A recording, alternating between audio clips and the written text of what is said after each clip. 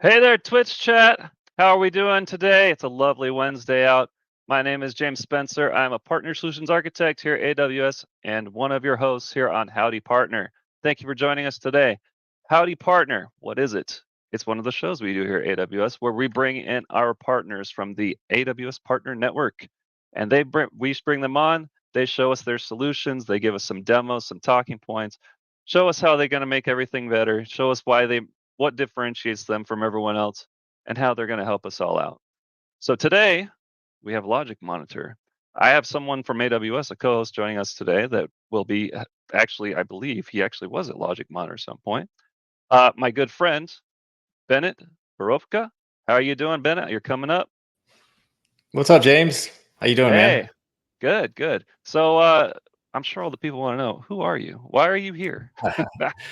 Well, like you, I'm a partner solutions architect at AWS, and my role is focusing with some of our independent software vendors to do co-innovation with us. So we look at ways that we can build their product to do more integrations, more capabilities with AWS, so our customers can realize more value. So LogicMonitor is one of these examples, and I know we're really excited to talk to him today. I'm in Austin, Texas. I've been with AWS a couple of years, and you're right, I did previously work at LogicMonitor, so I'm excited to see some familiar faces today. Yeah, that'll be great. And yeah, as you mentioned, I'm from Seattle right now. And everyone in the chat, please let us know where you're from. We see JCrod12 is from San Antonio, home of the Spurs. Won't hold it against him. And if you have any questions, comments, anything we showed, slam it in that chat. We will try to get to it. We should be able to get to it. They're the experts that are going to show us everything. Why don't we bring them on? Bryan, Sarah, I hope you're ready because you're coming. Let's bring you up here. There they are. Nice hat. Yeah. Hello. How you doing? Good. So let's start with Bryan. How are you doing? Who are you? I'm doing great. Yeah, I just they needed somebody with a cowboy hat, and they had a product manager from Idaho, and of course, we have Idaho. We have cowboy hats in Idaho. We have ranches, cattle, all kinds of fun stuff. My background. I've been in observability for 25 plus years. Started back with the old school, HP OpenView type days. Moved into mobile observability. We called stuff like mobile device management, MDM, mobile email management, all those kind of fun things. And I have continued my career as a product manager with various other tools and at various other companies. And now I'm at LogicMonitor, and we are focused. My specific area is focused on the cloud, but excited to talk to you about just some stories and some experience that I have with cloud migrations, going back to co-location type migrations to current AWS migrations. We have some customer examples. We have some internal examples. But yeah, just a chat and a chance to get to know everybody and talk to folks. So, yep. Nice. I do have to ask, though, you are a PM from Idaho. How many does Idaho source PMs or something, or is you the only one there? Well, we do have 2 employees from LM in Idaho, and I'm one of them. But yeah, and I figured you would ask, like, did I work on a potato farm? Because yes, my first job was an MIS specialist at a potato factory. We made French fries. Yeah. Well, so, yep. Well, that kind of blew up in my face a little bit, but It's all right. Cool. All right, Sarah Terry, how are you doing today? Doing well. Excited to talk to everyone today. Good, good. And how long have you been at LogicMonitor? I have been at LogicMonitor since 2014. So let's see, that's easy math. 10 years almost in December. So it's been a long ride. Nice, cool. All right, yeah, and we're happy to have you. LogicMonitor has been one of our best AWS partners here. Bennett has a little bit to say about the partnership. Let's go ahead and bring up his slide and then take it away, Bennett. Cool. Thanks, James. Yeah, so just a quick highlight. I wanted to just cover a little bit of some of the innovation work we've done. And we can talk more about these, Bryan, if you want to dive into one of these too, or Sarah, we can do a demo. I think it'd be awesome for the audience. But what is LogicMonitor? I think we'll start there. After we talk about this, but one of the things LogicMonitor does is monitor AWS services out of the box, so you can discover I think we're at 75 now services available in LogicMonitor and growing. So some of the recent services we launched, I think in the last few months, was Amazon ECR or Elastic Container Registry, Amazon Bedrock, which we're really excited about. I know that some of our generative AI customers are looking for hybrid observability in addition to their new generative AI workloads on Bedrock that you can now monitor with LogicMonitor. And some of this is, also additional, more infrastructure level, but Private Link and Network Manager. Some of our customers are using LogicMonitor for a lot of the lower level services as well. So more to come, and lots of fun work we've done recently on this. So Bryan keeps us honest. We do a lot of prioritization with Bryan and the team to kind of sprinkle in workload monitoring here and there.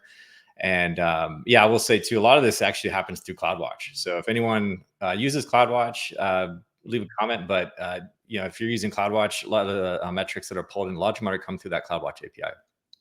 That was my exact comment. I was making note of how long it took for Bennett to speak on generative AI. We just recently came back from the New York Summit. It was great. It could have been maybe rebranded as Bedrock Summit. There was a lot about Bedrock and generative AI, but it was a pretty exciting summit, and obviously the wave right now. So we will talk AI and AI in Idaho, depending on who you're talking to. Out on the ranch, AI has a little bit different acronym than artificial intelligence. So anybody in the comments, if you want to leave what you think AI means on a cattle ranch in Idaho, feel free. Trying to make a guess. Does it have to do? I don't even know. Does it have to do with baby cows? It has to do exactly. Let's see if anybody caught it in the comments. A drinking game? No, it's not a drinking game. No, anyways. Oh, the drinking game is take a drink every time we say generative AI. Okay, I like it. Generative AI. Maybe someone knows. Maybe someone knows and is being shy, but maybe you can enlighten us, Bryan. All right, it is artificial insemination. So it was. I am a city boy at heart. Like I moved to the country just 10 years ago, so I'm getting used to all these different terms. And I did hear a bunch of farmers talking about AI. I'm like, oh, I know. Oh, different. Completely different. So, anyways, that's my story. Yeah, but I always refer to her as my my cousin, good old Jennifer AI. Jennifer AI. Yeah, cool. So with that, we'll give the floor essentially over to you. What do you want to show us today? I know we're going to talk some monitoring, some migration, some customer case studies, those kind of things. Yeah, I kind of wanted, I love telling stories. People remember stories. Stories are good to tell. So we have some firsthand experiences, some stories that we want to just kind of lead with, and we want it to be value to everybody. So this isn't a sales pitch. This is, hey, let's talk about our experience in the space. We've been doing this for quite a while. Sarah is the LM guru for sure. She knows everything about a LogicMonitor. For my perspective, I'm pretty new to LM. I came here a year ago. Previous from that, I was working for a large IT firm that was a hardware firm that acquired us and became a hardware/software firm. And we had a number of SaaS services that were running on cloud environments. And when we got acquired, shortly after we got acquired, our CEO decided that we needed to switch cloud environments. And for folks that have done that, it's very painful. It seems simple. And at the C level, right, the decision was made, okay, we're going to go from, cloud service provider A to cloud service provider G. You can guess. And hey, I'm getting a great discount. Just make it happen, Bryan. Well, I was managing two SaaS solutions. One was a highly scalable, accumulate millions of users, and so it was optimized in the cloud environment. And the other one was API monitoring. So it was very focused around billions of calls each month, and they were deeply integrated with the cloud service provider. We were using cloud native tools in order to achieve that scale. When we had to do our migration, we didn't know what was going to happen. And initially what we did is we had to genericize those components that were native, because we figured, pretty soon we're going to go to Cloud A, or Cloud M. And so we wanted to make sure we protected ourselves from that for the next migration. And leveraging the native services, great performance. You lose that when you go generic services and you go generic processes. And then migrating it from one infrastructure to another, you don't know. And so you just always over provision. So we went out and, we got the biggest boxes we could get because we were getting an amazing discount. And so I was like, well, let's just, we're shopping. Let's just pick out the biggest machines we can. And nobody yells at you if you're overperforming. They yell at you when you're underperforming, for sure. And so, yeah, we basically ended up, unfortunately, there was really no customer innovation. And as a PM, that kills us. But after quite a few months, we ended up at the other cloud provider. And we ended up with a lot of over provisioned resources. We ended up with a very expensive bill. And then, you think this is, oh, there's not any pressures, just architect it, make it work. Then the pressure came, well, this bill is huge. Yeah. We got to control the bill. You never hear any customers talk about the cost of this, right? Yeah. I was going to say, you're talking about you only get yelled at for being under provisioned, but then I'm sure when the invoice comes at the end of the day, there was a conversation. Yeah, we thought it was an unlimited, check, just a blank check, because we honestly were getting a very big discount. Yeah. And so we're like, but by the time it was all said and done, we had eaten through that discount. And then the pressure comes and like, okay, you got to figure out how to reduce this bill. Yeah. And for us, we had a number of freemium tools that were measuring the metrics, measuring what was taking place with the services. We were using some tools. The main thing is customer experience. We want to make sure you don't have a frowny face customer at the end. But we went through a number of months where we would make architectural changes, and then we would hold our breath as we implemented them. And a lot of times it was midnight, 1 o'clock when we made these changes. So you make a lot of friends as a PM when you ask your developers and support staff to be working from midnight to 3 a.m. Sometimes it worked. And sometimes it didn't. And so one of the first use cases that I wanted to speak to around what we're doing here at LM was really focused around, instead of just guessing, there's tools out there to make it an educated guess, but as the observability software, and that's, LogicMonitor, if we hadn't introduced ourselves, we're doing observability for both on-prem and cloud environments, hybrid, obviously, cloud plus on-prem. But anyways, that ability to raise the confidence level so that you're not just holding your breath, hoping that, is it going to keep working? Is it not going to keep working? So let me just show a quick product piece. Sure. I don't want to do this big, long product demo, but I'm a PM. Pull it up? I am a PM. So go ahead and flip to my screen if you would. And what we'll do here is we'll show a little bit around cost optimization. And honeycomb. Yes, honeycomb. Everybody has a honeycomb view. We have a honeycomb. We love to draw our honey out when we're camping under the stars because it's a sweet experience. I will continue to play this cowboy howdy thing for a little while longer. Cost optimization focused on two main components. You need to be able to understand what your bill is, and then you want to have some recommendations as to how to reduce or make more efficient use of your spend without impacting the service. You don't want frowny face customers by making changes just to reduce the bill.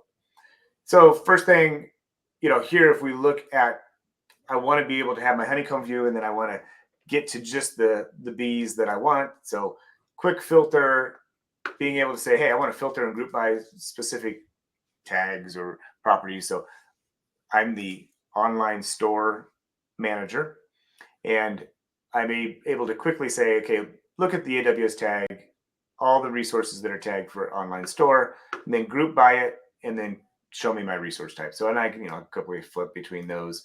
But what I want to do here is, here are the assets that are responsible for the makeup of my online store. You see some EBSs, you see some EC2s. You see some Lambda functions. And right now I only have 2 alerts going on, which is great. Now that I have the ability to get a great view of what resources I'm responsible for, I want to look at the bill for those resources. I want to pivot.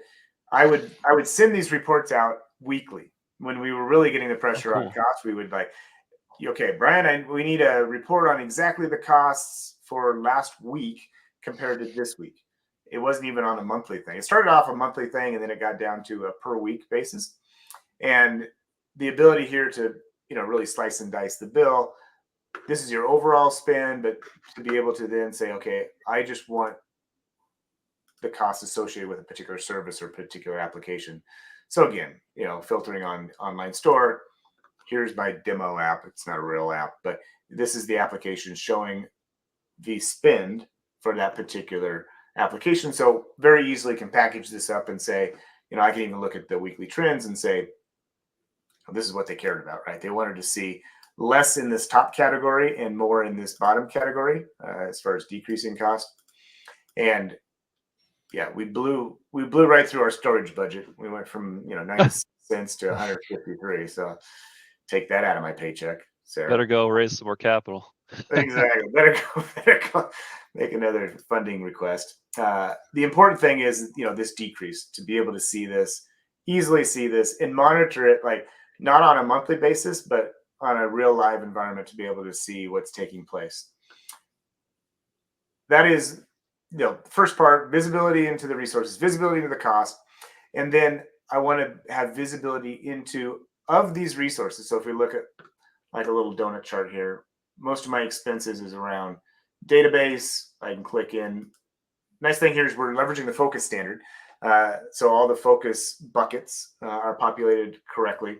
It looks like Neptune, a little Elasticsearch, but if I scroll back up, from a compute perspective, most of my costs are in compute storage, but most of it is EC2 and a little bit of Lambda. Now, of those resources, give me some recommendations, right? We're monitoring, we're doing the metrics. We had to do this when I was at my previous company, but we kind of had to take the recommendations from one system, and then we had to compare them against the metrics from another system, and then make kind of an operations assessment, say, do I think I can do this? Do I think, and a lot of times it would say, okay, CPU is completely idle, which here we have a bucket of idle things.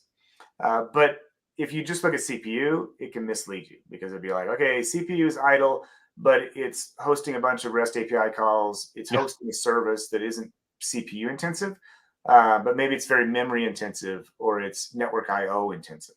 So that ability to not just go off one metrics, we collect thousands of metrics, but be able to say, okay, not just idle, but underutilized. Here are some suggestions for underutilized to, maybe change from one architecture to another. Internally, we did this where we were running on, say an Intel-based processor, and the ability to save a few cents per compute hour by switching to another, AMD type of processor that would save you overall, once you add it to scale, it's can save hundreds of thousands of dollars. So providing these recommendations, and with kind of the backup evidence without you having to go dig for it. And when you go dig for it, sometimes you don't match all the right metrics and you miss something. And that's what we did, right? We had a number of times where we'd make a change. We didn't look at one of the metrics that was key, and it would cause us pain. We'd have to roll back changes, all that. And then, then you have your famous hard drives in the closet, like I like to call it, because these are unattached storage computers. It's no use in just throwing those in the closet and paying for them. Let's figure out what to do with them, either delete them, those types of things. So that is where I'm passionate around cost. That's kind of the story behind the story, and why I've really enjoyed working on this project. This is version 1 of it. We're going to continue to evolve on that, but you can go ahead and take me off of that screen. But I just wanted to show a quick little product demo and talk about some of the challenges. Bryan, I think this obviously version 1 looks awesome. To me, this is like a prime example of working backwards from the customer. And obviously, LogicMonitor customers were asking for the specific things. Could you talk a little bit about like how that feedback was received and how it's been so far? Like what what is your customer base telling you about it now that they get their hands on it? Yeah, over 90% of our conversations with our customers, at some point during the 30-minute to hour-long conversation, we talk about cost. So cost is really top of mind. The customers it's really resonated with them, and it's not that they don't already have some form of FinOps. FinOps practice has been around for a while, but they have multiple tools. And what they're excited about is that instead of having to have a tool that's very close to the operation side of the business, that's very close to the metrics, that can provide a higher confidence level and save some time, take something off of my plate. We have customers that right now, even with FinOps being fairly mature, it's kind of a side job for folks. And when you have a side job, you don't want it to take away a ton of time because you have your day job.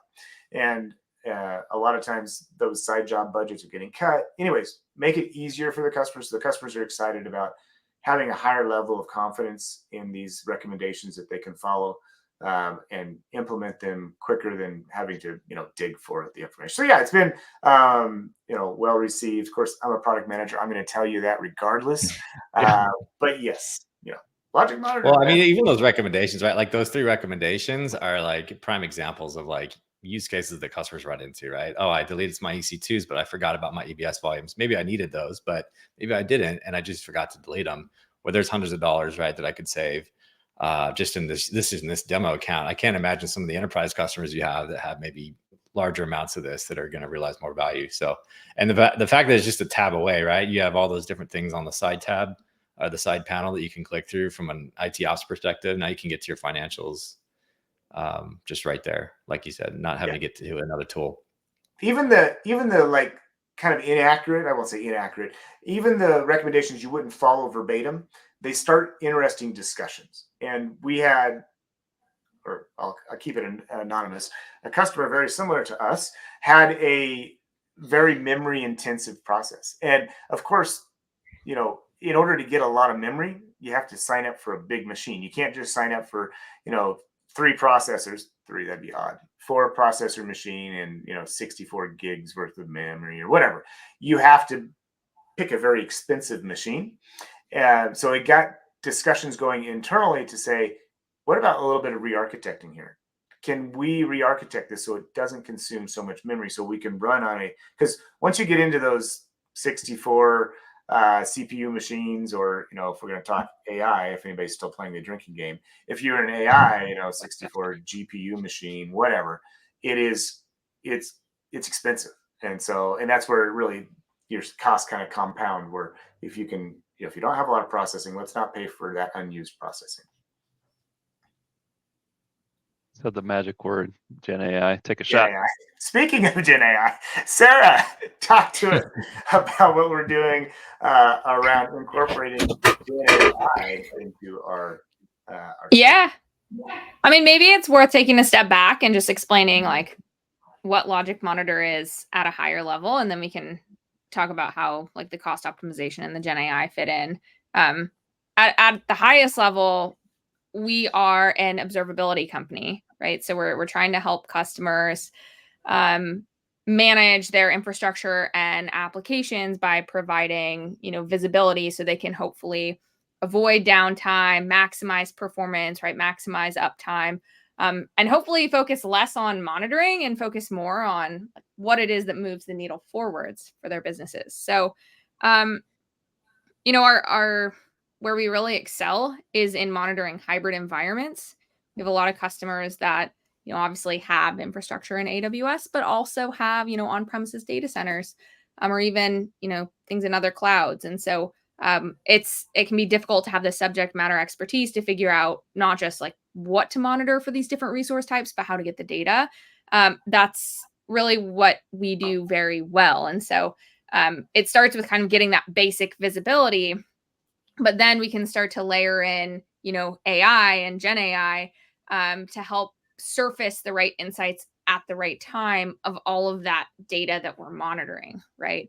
And so that might look like, helping to create a user or role within the platform, kind of an administrative workflow. But, it might look like helping a customer troubleshoot and find the root cause of an issue faster, right? So this is kind of how we're thinking about incorporating AI into the platform as kind of that, layer on top of the basic visibility that we're providing customers into their environments. And then you look at, what Bryan just showed around cost optimization. That's really a layer above that. And then how do we connect that back to the business?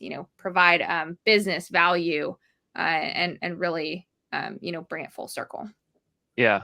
I know we're joking that Gen AI is like the hot topic. But when there is a good use case, it definitely is a very powerful tool.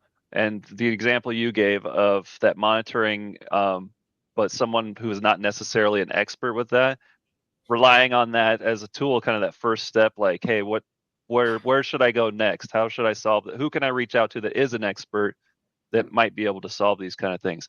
That's a perfect use case for Gen AI. I love that. Exactly. Yeah. Yeah. Cool. Yeah, for us, Gen AI is twofold. It's how do we incorporate Gen AI into our solution to make it better for customers, more intuitive. You think about instead of just diagnostic, you think about prescriptive and predictive components of observability. But also, how do we help our customers? Because they're having the same challenge. Should they, use one of the canned provider platforms? So we just announced support for, if you want to flip over to show you Bedrock, support for Bedrock, because that would be our customers leveraging Bedrock. So if we look at resource types that are supported and we just type in Bedrock, we can filter quickly on these resources. And of course, as a cattle rancher, we can go in here, we can look at how is my llama, because I have llamas on the ranch. Is that a stretch? I see what you did. That was a good one. Thank you. But yeah, any alerts. What kind of metrics are we getting for this foundational model? What should we be concerned about? What metrics and information are we collecting? So it's important to look internally. How do we leverage it internally to make our customers? How to make our product better, but also how do we help our customers monitor as they're starting to navigate the waters with AI. Awesome. Yeah, that's great. Hey, Sarah, I was wondering, maybe as you were taking a step back there, I know LogicMonitor has some unique differentiators in the space, right? There's a lot of other observability tools, hybrid observability, on-premise, cloud. Maybe just curious if you could highlight maybe some of the differentiators you see with LogicMonitor that your customers like. Yeah, absolutely.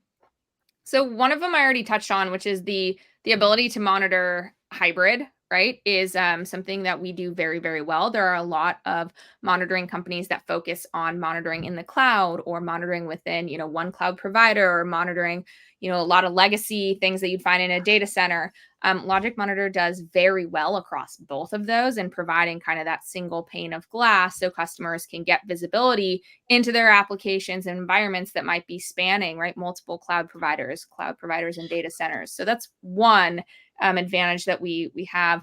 The other one that we typically see is our collection model relies on a collector, which is explicitly not an agent. It's just a small Java app that sits in the environment and is able to kind of act as a proxy, and that it can monitor everything in the network around it. So that means that there's fast time to value, right? Because rather than trying to install an agent on, every server you want to monitor, you install our collector once kind of per network area, once per VPC in AWS.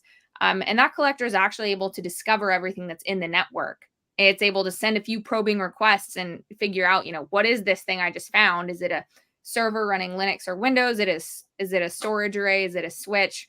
And then it's able to, based on that categorization, start monitoring based on best practices, because we have thousands of monitoring templates built in, right, for this wide array of hybrid resources. So fast time to value with that collector, and not having to have the agent-based model is kind of another big one for us. That's something I was going to say. That's something I was actually going to ask a little bit earlier. Was we saw the dashboard that Bryan showed us of everything. like I was going to ask, how do you get all that information into that dashboard? You know, are you using the CloudWatch logs? Are you using CloudTrail? You have an agentless collector, you say? Yeah, so for AWS, we are using CloudWatch. Okay. And Brian, feel free to jump in here, but we are using CloudWatch. That doesn't require the collector, so you can just give us, API credentials, and we'll hit the CloudWatch API, and we'll find what you have in AWS and pull the CloudWatch data. But we often find that customers like to use the LogicMonitor collector to go a little bit deeper than that for things like EC2, just because the collector will pull more of like the OS and application metrics than compared to what you get from CloudWatch. Like, you're not going to get memory usage, disk usage, Yeah. right? By default with CloudWatch, our collector will get that for you. And then also it'll recognize things like MySQL and Redis that are running, on open ports. It'll start monitoring those. So oftentimes our customers will use that to get a little bit more information. And then, right, putting that alongside, right, what they might have, on-prem or in another cloud, and kind of getting a single dashboard to get visibility over everything is really the main value that we'd provide right beyond CloudWatch. And that's what really helps us from a recommendations perspective, gaining a higher level of confidence with the recommendations. Just the APIs alone, the CloudWatch APIs, don't provide that memory information, some of the lower level stuff. And that's where you have to factor that stuff in to be more accurate. And so that's where a lot of our discovery has been, like, low CPU, you can get that. You can get network IO, but things like memory, disk IO, those more low level things that tell the complete picture and provide a higher level of confidence. So yeah, that local collector is very valuable. And again, I've done all different kinds of agents, collectors. I really like the collector model. There's plus and minuses of everything, but it just seems to be simpler and less to manage. Yeah. I think I saw then some interesting metrics. ahead. So Sarah, you just mentioned you got over 2,000 now integrations out of the box for other like on-prem infrastructure, right? And We growing. do, yes. So that's that's been a number that's been growing for many years, even since I was there, from vendors like HP, Dell, EMC, NetApp, you name it. But I also saw today there's a post on LinkedIn that LogicMonitor now has 4 million resources monitored, which is incredible. And beyond that, there's 1 trillion metrics per day, which is mind-boggling, especially for a SaaS product. I saw that highlight. I just wanted to call that out. Some metrics there. Major milestone for us. That's quite a few. That's quite a few resources. Yeah, I was just thinking of grouping here by physical servers. There's switches, there's routers, there's a bunch of stuff that we collect information for, not just in the cloud but also on-prem. And that ability to have a single pane of glass, all your Kubernetes environments, your pods, all the different services. But because a service typically lives in multiple areas, and when you're defining a service or an application, you need the complete picture, and that's really that ability for us to just show the complete picture. I had a question. You mentioned earlier on that recommendations board, the idle EC2s, and you even brought it up briefly. How does it differentiate? Like you said, what if you do have some REST APIs on an EC2 and, they haven't been hit for whatever reason, in a half an hour? Is it able to differentiate between them being completely idle, like with nothing on them, versus like that situation we just said where we need them? It's like they are idle technically, but we can't just like terminate them because then our API goes off. Exactly. Advantage we have is the historical data. And we don't just we actually take time, at least 7 to 14 days to make some of these recommendations, if not longer. Okay. Because you need to look at the complete picture, and you'll have things that run in batch still. And, that batch happens once a week or whatever. You want to make sure, even seasonality, you want to make sure that you're accounting for some idle time, that you need to scale up. So yeah, we have complex algorithms, smart developers have done that kind of stuff. And we are using our own metrics. The metrics that we collect is what we use in order to make the recommendations. And then we look over time, and things can, initially maybe fall in idle, but then because of network IO, they bounce into underutilized. Because, if you have a huge box that's CPU idle, but is using some network I/O, you don't want to recommend get rid of it, but you definitely probably want to recommend to scale it down because you're just wasting that CPU, especially if it's not a memory intensive operation. Yeah. We actually have a good question from the chat that I was just about to say as well. From from DC. Can you terminate these instances from this dashboard? Just an overview. I was going to say something similar. So we get all the monitoring here, but are you able to take any actions from here, or do you have to actually dive into the console or the CLI or something? Are you able to actually take care of that kind of stuff? Yeah, version 1, and we've talked to a bunch of customers, and there's this debate where, do you really want automation? Some say, no, we don't want automation, but we want to, gather the data via APIs or reports or whatever and execute it using our, whatever our standard is. But right now, just long story short, on the PM here, you have an AWS link, right? You click on the link, it takes you to that resource and you stop it. We aren't doing any automation of that today. Not to say we won't in the future, but for this initial version, we have the whole URL link, so you don't have to go searching for it. We'll take you straight to it. You stop it. Customers can export this data so they could integrate it into their own automation system in order to achieve this. But it's kind of gone back and forth. So it's 50-50 for the customers I've talked to where they're like, nope, we don't want you to do anything automated. I'm like, well, certain things that I have high confidence level, like hard drives or snapshots that haven't been used for 2 years, let me, go ahead and take action on those. Users deserve it if they didn't follow our practices, and our policies are already set in stone. So, yeah. But having that option either way is a great. And what you said sounds like you can set specific lifecycle rules like on your own, or I'm sure there's ones that are managed rules, perhaps, kind of things. Yeah, we're getting feedback from customers to continually improve the product. So that's a PM way of saying we don't have that yet. If you want to read the lines, but yes, it's on the roadmap. It's in our vision or something like that. Yeah. When Bryan really wants to get something. Yeah, we're not trying to be a full FinOps tool set, right? We're really specifically focused around, you have to have observability for these recommendations. You have to use we don't want to just take stabs. We want to actually have real metrics. So yeah, it's very focused on the operations side of the recommendations, but yeah. Bro, I was just going to say, I know when you really want to get something done, you have that hammer behind you. You just use it when you do that. Yeah. I'm also on the local school board, so if we need to make a motion here today, we can. And as long as it gets seconded, fine. Yeah, no. Sarah's smiling at least. Okay. Yeah, that's great. Oh, well, this will be a good chance to for me to jump in and just say, well, if you are just tuning in, welcome to Howdy Partner. And where were you, an hour ago? You didn't, well, there's still more good stuff to come, but you missed out on some of it. So today we're talking to LogicMonitor, primarily doing talking dashboards, monitoring, cost optimization type of stuff. Speaking of cost optimization, that's one of the well-architected pillars that we have here at AWS. So if you're trying to do that well-architected framework review, boom, there's something that can help you. Just fire up LogicMonitor and they'll help you out, figure out what we need to do to make sure we're not over-provisioning. So things like that. We're on every Wednesday at 2. Glad you could join us. And with that, I will turn it back over to our partners. And if I have to, if there's new people joining, I can tell the AI joke one more time, if it's appropriate. Sure. What does AI mean in cattle ranch in Idaho? Yeah. It's a little bit different. It's not bedrock. I'm telling you that. Anyways, yes. What do we want to talk about next? Migration stories.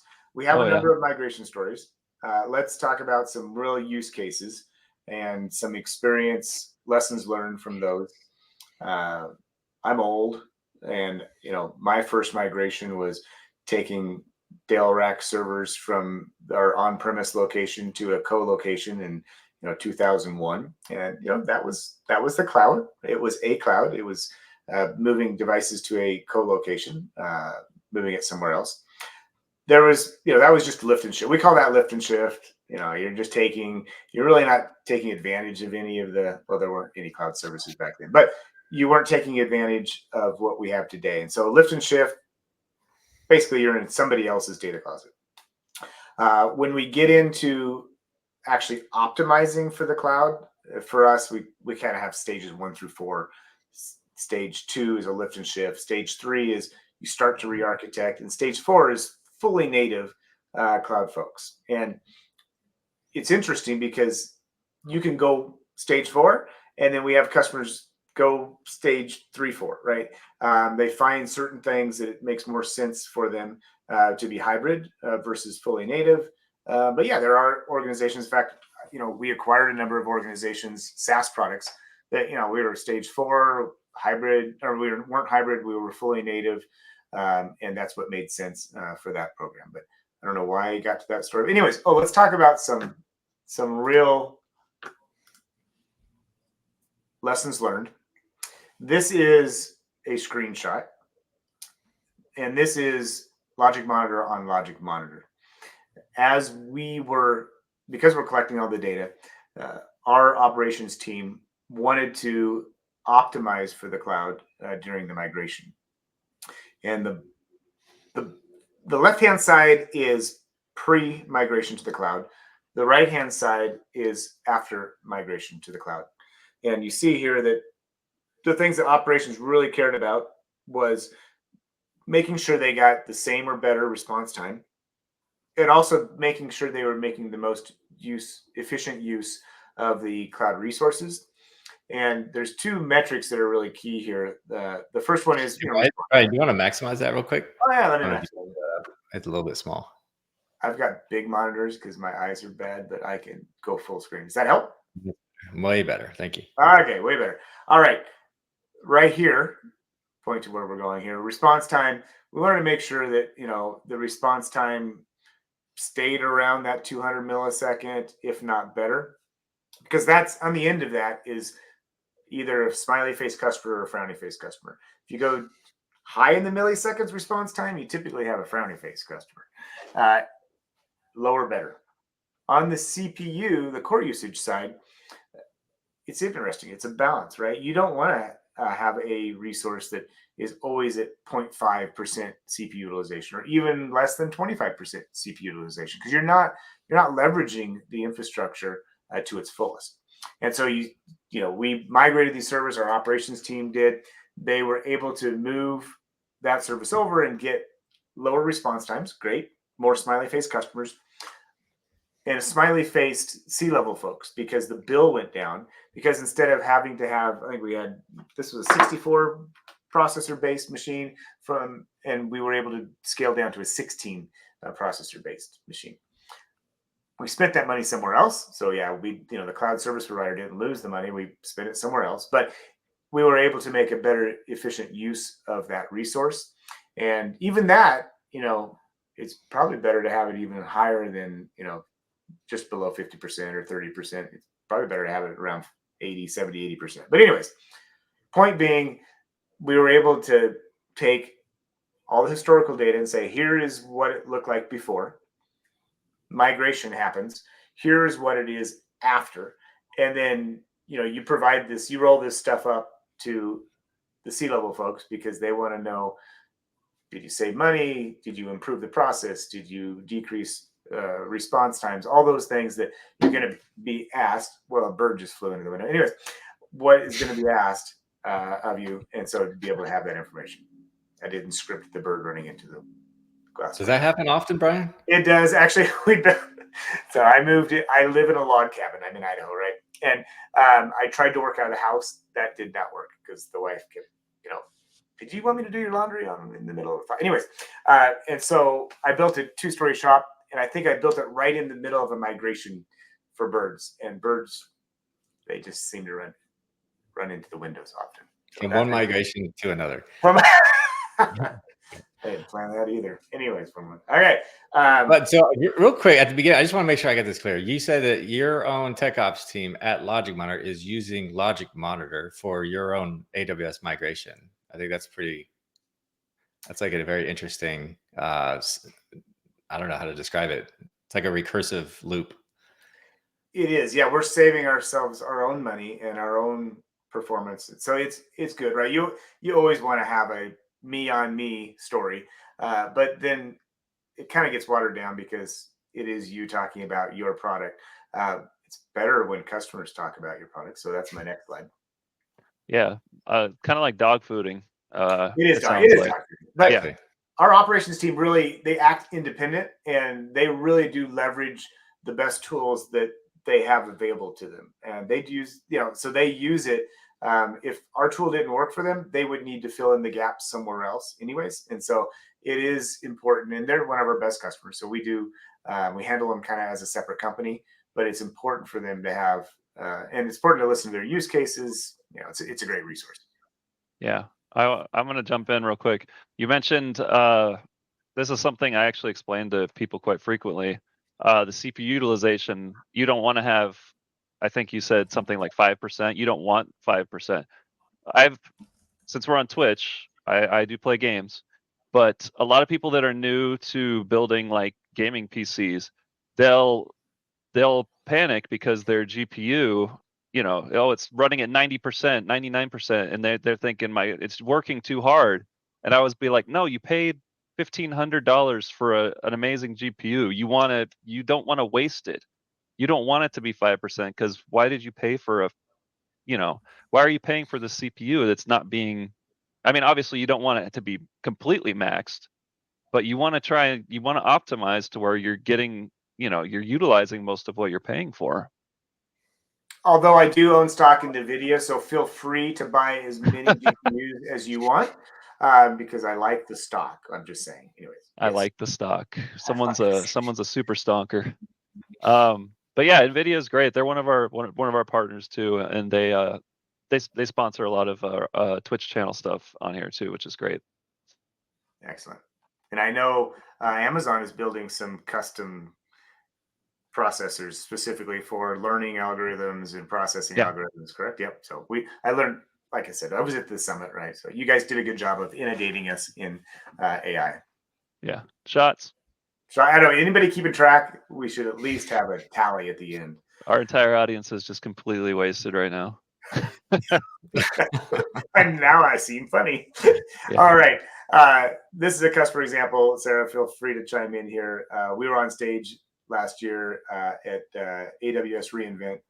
I think we were in Mandalay Bay, so nobody saw us, but we were only 7 miles away. But anyways, we had a great presentation, and Topgolf was on the stage with us. And what do they care about? And I showed you a kind of a nerdy dashboard that was CPUs and memory and response times. You can also use our tool at a C-level, at a high level. What is an executive at Topgolf? What do they care about? Well, they care about them darn bays being highly available. They also care about smiley face customers. What's more frustrating than just topping the ball? That's frustrating, but topping your partner that you're playing with and making a great shot and then having it not compute the shot, that gets into a lot of different arguments and frowny face customers. So they're leveraging LogicMonitor to be able to make sure that their bays are up and running, that they're not getting errors. If they are, they can pinpoint and resolve the issues very quickly. But this is an example of one of their dashboards to be able to, the metrics that they care about at that level are the bay's uptime, availability, how many incidents have they had, where are the incidents, are there particular bays that are having more incidents than others? Do I need to deploy a technician to go out and physically look at those bays so that those folks sitting at the table continue to stay and keep hitting the golf ball and buying drinks that are a little bit overpriced, but having a great experience so you don't really care about it? Awesome. Yeah, I actually went to Topgolf for the first time in Vegas, specifically in February, and I loved it. I had a great time. The one in Vegas is amazing too, because you have that whole backdrop beyond the Topgolf. Yeah, you now have that big ball thing, whatever that thing's called. I should know what that thing's called. Yeah, that talk of reInvent is on YouTube too, by the way. I know it's I'm not sure if how it'd be posted here, but if anyone's interested, that'll be it's recorded up there. Yeah. Yeah, and I think I'm dropping in the chat right now. Yep. I think Bryan, like that just, hints towards a larger theme of, executives don't care about the server CPU and the nuts and bolts of the individual monitored infrastructure. And, they really want you to tie it to the business impact. And that's what you're kind of showing Topgolf did here with this executive dashboard. Yeah. I get that. I get that internally a lot too. I worked with this partner on this. I did this. And then, okay, what did that mean? What was the impact? What did it drive? Did it, cost optimize? Did it make it, is it an extra feature? Those kind of things. Hey, bottom line is, doing all this just for the sake of doing it, it's fun, but you want to see the results of that, definitely.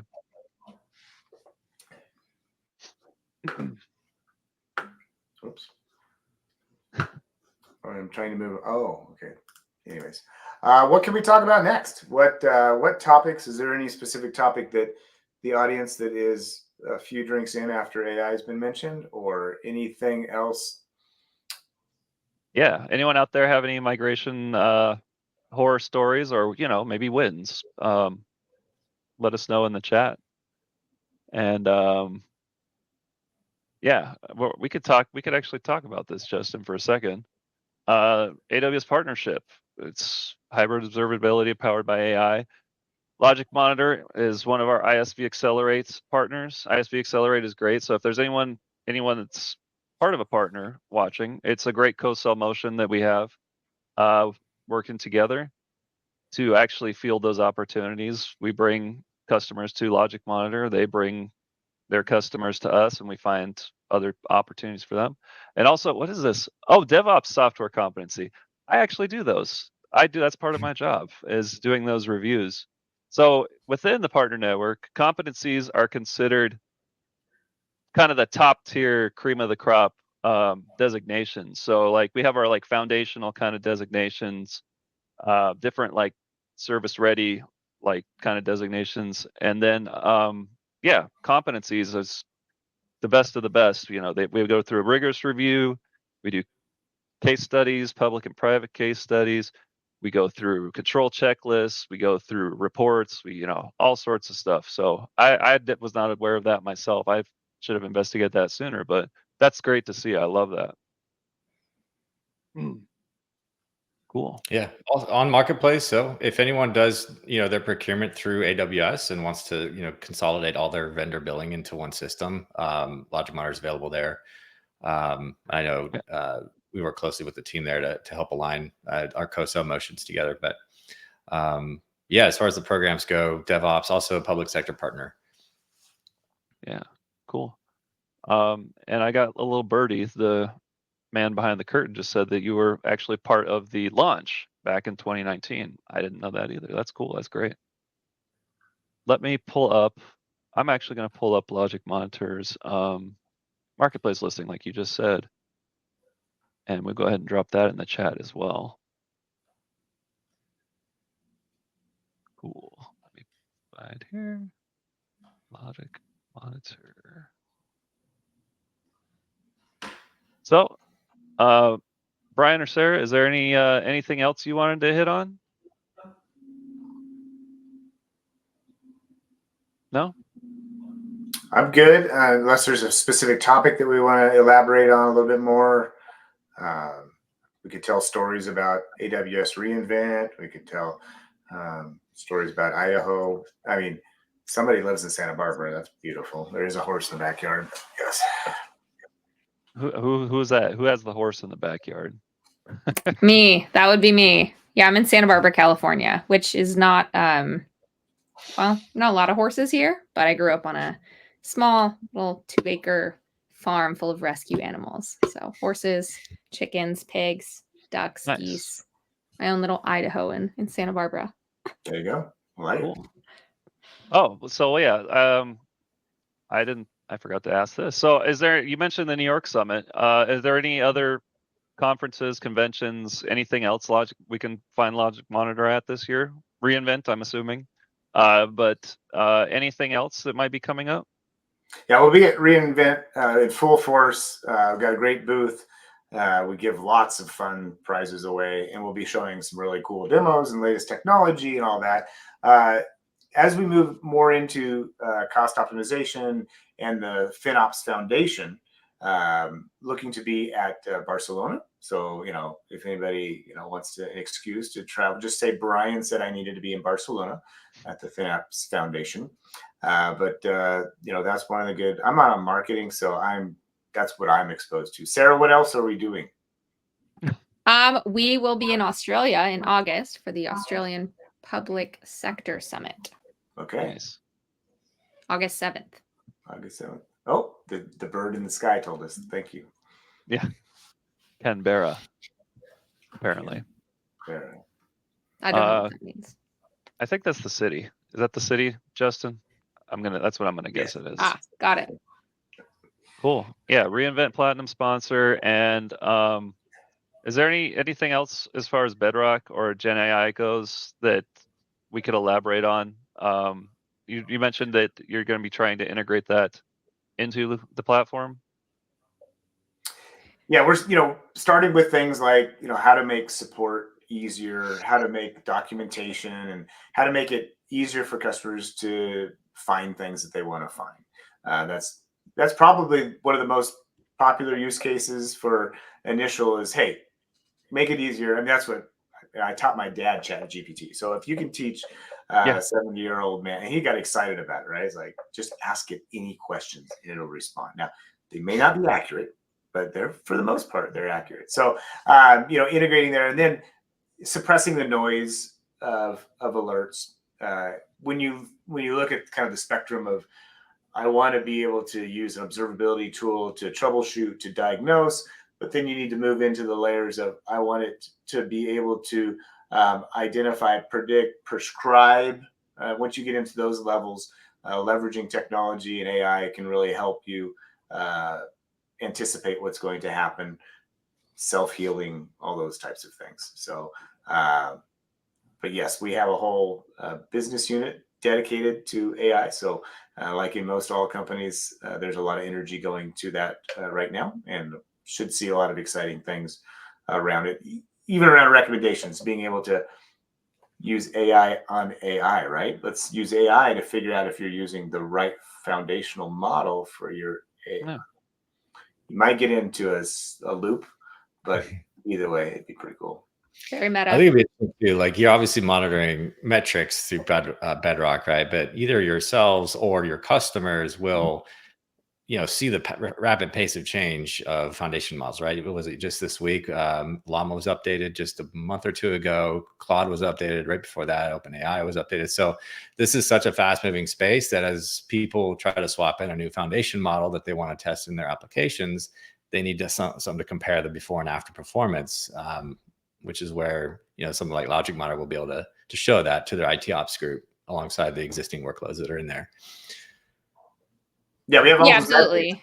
And so you're able to say, hey, because sometimes people think their use case is this use case, but when they implement it, it actually is more fitted for another foundational model or another use case. And the observability tool will be there to understand that, it's not being, that model is not being used appropriately, or you recommend a better one with the information and the metrics we collect. Yeah. Someone in chat mentioned Edwin AI, and Justin is saying, at first I thought that was just a joke, just like Jennifer AI, but that's why I didn't really acknowledge it too much. But Justin's saying that's your AI suite. That's the name of our sweet little helper. That's awesome. Sweet little helper. That went way over my head. Edwin, help me. I don't know. Yep. And Edwin does two things. One is, uses an AI model to actually group together alerts from LogicMonitor and other monitoring platforms into insights to really help speed that troubleshooting process, right? Rather than looking at every single alert that occurs, it'll nicely bundle them together and kind of show you the root cause. And then the second one is that generative AI kind of assistant, where, Bryan mentioned there's a few different use cases. Right now, it's more focused on administrative, streamlining administrative use cases like creating users and roles, but working towards that troubleshooting use case where that, Gen AI can actually help pull together the vast amounts of data that we have to help speed the root cause analysis. Yeah, that's awesome. Yeah, making things easy. And when I first came here at LogicMonitor, it was exciting to see a very simple, easy to configure, get running product. So that's something, especially like once we start collecting the metrics, we can do so much with the metrics that we have without having to configure anything else. We can do it in the background. We can, create recommendations because we have the data versus having the customers have to configure something or do something. So yeah, ease of use, making things easier, taking workloads off of operations plates, those types of things are things we're focusing on. Yeah.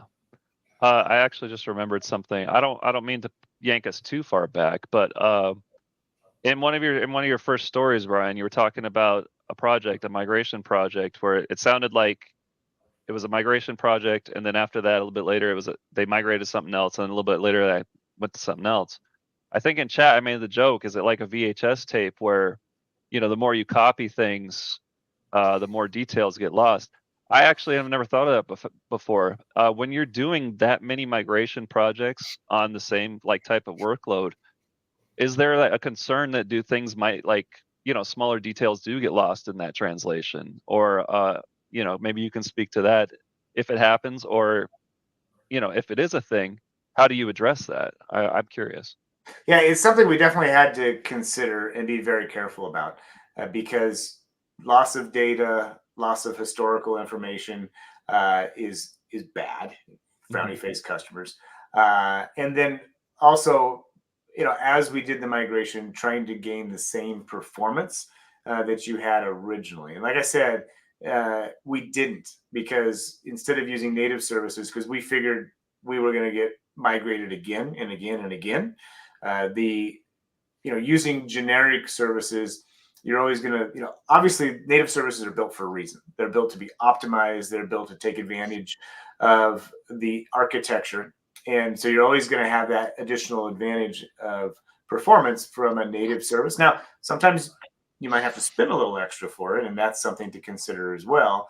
But yeah, we had to be very careful with, especially large volumes of data, migrating it from one area to another, trying not to lose anything, keeping live backups, failover, all those things had to be taken into consideration. And it's not just as easy as it might sound. So there was a lot of angst and pain around those migrations. Yeah. Yeah, a big thing at AWS that we try and hype up is cloud native services, as you said. And if you're constantly having to do migrations, that can be difficult, and you would see the appeal of genericizing things. Mm-hmm. Yeah, there's pluses and minuses, but yeah. Yep. We call this, I know one of the things that we talk about at AWS is the 7 R's of migration. Yeah. And there's many of them, right? But I think the 3 we see the most that I've come across is the first being rehost, which I think is similar to what you shared earlier, Bryan, with the some of those dashboards. But simply moving a VM, to an equivalent on AWS, or running the same, workload on that VM, even if it's a database server, you're still running it on an EC2 instance, for example.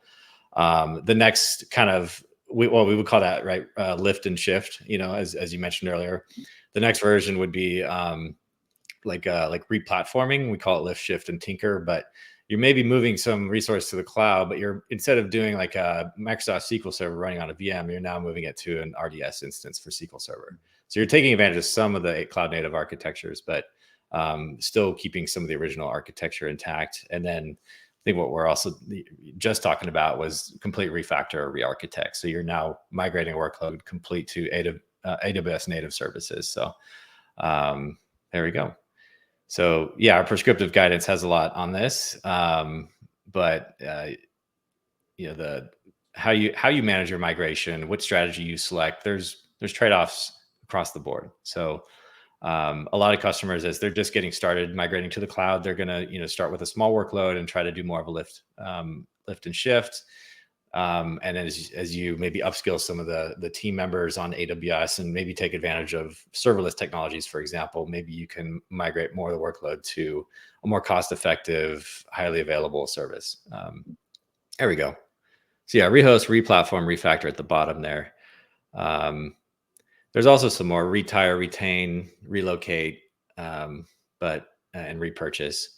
But those are covering other use cases, I think. It's a lot of R's. I like simple, like 2 R's I like or those 3 three. R's, but okay. Those You can three are have the ones I see the most. Yeah, there you go. Retire, retain, repurchase. Yeah, I'm trying to make it bigger, but every time I try and get bigger, it's not helping. But yeah. Yeah, the biggest thing during the migrations is you got to be very careful to not have, I keep it simple, not have frowny face customers, because they don't care what infrastructure you're running on. They don't care about your migration. Yeah. All they care about is achieving what they want to achieve with your software or your application. And it's really, you're kind of set up to fail because their expectations are it needs to run just as smoothly. I need, same high availability. So you need to make sure that you build into your plan to improve performance, to provide additional value before the migration. And there's a lot of things we had to consider. We had to prove it. You listen to a PM, right? Everything's rosy, or you listen to sales, and my forecast is amazing until the end of the quarter. But anyways, that ability to have proof and to be able to, minute by minute monitor this, and then be alerted and be aware of issues, because the worst thing that can happen during a migration is you lose your customers. You get customers pissed off. You get churn. They leave. So you want to shelter your customers from that, and then hopefully you find a way to provide an additional value add to them that, hey, this got faster, or this got simpler, or this improved the scale, whatever.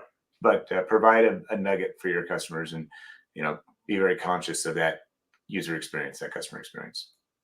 Yeah, Brian, one thing I want to call out too is I know one thing we do is we take a close look at, what is the services that are maybe publishing new metrics to CloudWatch, taking a comprehensive look at all those available services, and then what do your customers need, and kind of trying to marry that too. So I know throughout the year, LogicMonitor adds, additional service coverage to the product. And that's really because of the close relationship we have in prioritizing and planning kind of what's available and what needs to be tackled next. So just to call out, I know all your customers are fitting into different stages of the migration, and maybe it's a rehost. So we have to focus more on services that are in that kind of rehost category or tier, if you will. But some of it may also be looking at more serverless or more other types of services that your customers want, like building generative AI applications. So just want to call that out. As part of the partnership, we take a close look at that and try to plan carefully for what their customers need. Yeah, we're continually looking at what our customers are using. And the nice thing about the platform, it's very flexible. If we're supporting a service, and some of the services in AWS, they have 30, 40, 50 different metrics that you can monitor. If a new metric comes out for an existing service, the platform is flexible enough to where there's no code change. You can go straight into the admin tool, and you can just add the metric and start collecting that new metric. And then obviously, if all the customers are using it, we're going to add it into the core base. But it's very flexible in that form, because you can't predict what metric one customer is. It's important to one customer versus another. So it's important to just be flexible and allow for that growth and additional metrics and information to be collected.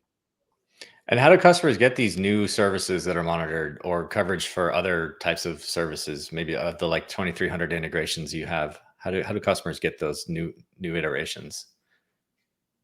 Yeah, Sarah, you want to speak to that? You're the expert on that for sure.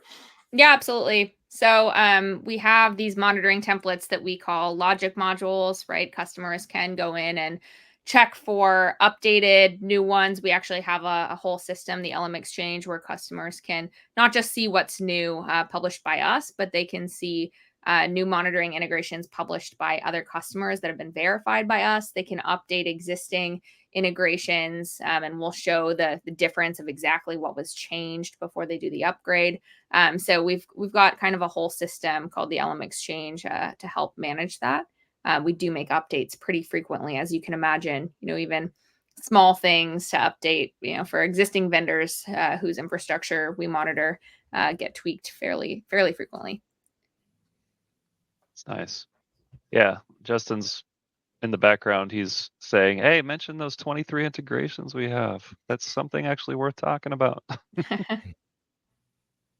Cool. 2300. Yeah.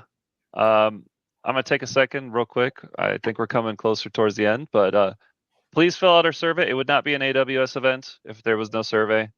We love our surveys. Please, I need feedback. I need to I need to report to my leadership. Do I Why get are we an doing Amazon this gift show? card when I fill it out, James? What's that? Do I get an Amazon gift card when I fill it out? No comment. Ah. You get my undying affection and love. Yeah, but the banner's down there at the bottom. I will drop it in the chat again. It's very, very fast. It's like, I think it's 4-star type questions. And also, if you'd like to, I think I dropped it in earlier. If you'd like to contact LogicMonitor, where are they? Yeah, AWS sales at logicmonitor.com. That would be probably the most direct way. If you'd like to leave it in the survey as well, leave some contact information. I will pass that forward as well. I really have to hype that survey. So that would be another way to hype it up. Cool. Yeah, I guess, is there any other like call to actions like we can throw out there? Is there a free trial kind of thing? Is there a demo version possible? For sure, right? We wouldn't be a software company without it. You can sign up for a demo, a free trial, and we call it POVs here, proof of value. It's Okay. the proof of value, very short amount of time. So for sure. Nice. Yeah, I like that actually. I'm gonna probably borrow that instead of POC. I mean, POC really is designed to be a POV. The whole point you're building a POC is to show that there is value in it. So I'm gonna borrow that. Cool. And then we went over some summary about the summits and stuff. Are any of you on TikTok famous? Sarah, your horse is on Instagram, anything like that? He's not yet, No. but we do have a mini albino donkey. He probably should be on Instagram. It's pretty cute. Cool.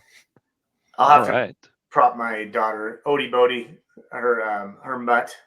Yeah, who there was no way there was any pit bull in the dog when we got the puppy. It was the cutest thing in the world.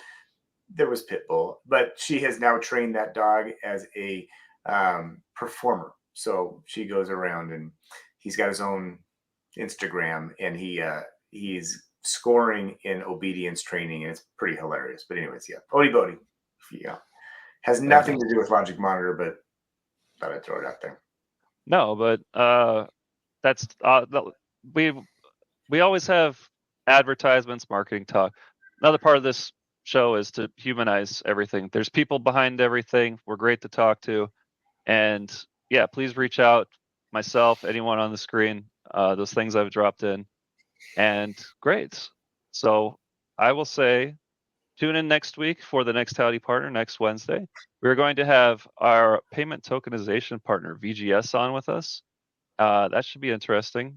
I actually don't know much about that, so I'm not hosting, but I probably will tune in myself. So cool. Thank you all please fill out that survey. Please reach out. And with that, we will see you next week. I appreciate everyone tuning in, and happy trails, everyone. Happy trails.